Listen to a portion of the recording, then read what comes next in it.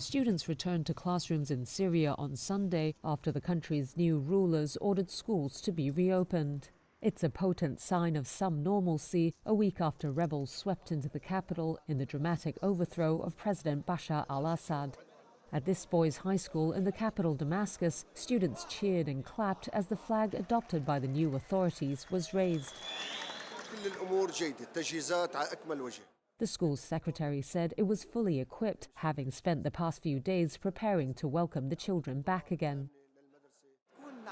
While this Arabic teacher spoke of a young student's big hopes and ambitions, which can now be nurtured as they return to classrooms.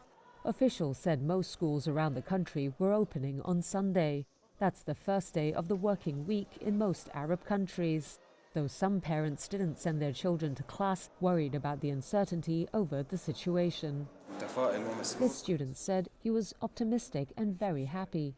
"I used to walk in the streets scared that I would get drafted to military service," he said. Syria's de facto new leader, Ahmad al-Sharaa, faces a huge challenge to rebuild the country following 13 years of civil war.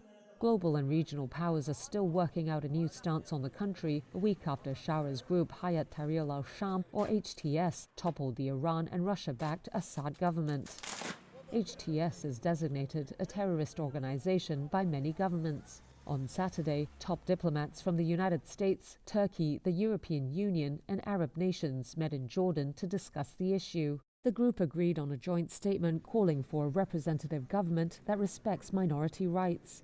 It also affirmed support for Syria's territorial integrity and sovereignty. That comment appeared to be aimed at Israel, which has moved into Syria beyond a previously agreed buffer zone since Assad fell.